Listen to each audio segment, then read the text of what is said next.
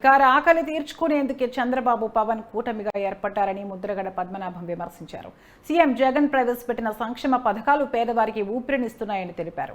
పిఠాపురంలోని వంగాగీత కార్యాలయంలోని ఆయన కార్యకర్తలతో సమావేశం నిర్వహించారు.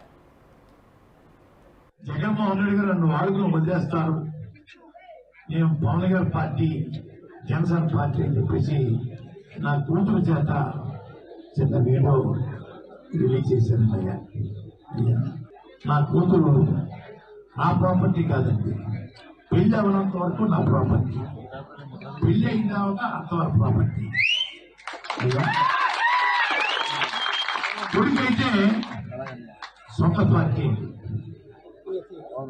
తండ్రి ఆధ్వర్యంలో కొడుకు తప్పు చేస్తే తండ్రికి చెడ్డ, కానీ నా కూతురు చేత పెళ్ళైన అమ్మాయి వాళ్ళ ప్రాపర్టీ చేత నా మీద బ్యాడ్గా చెప్పించారండి.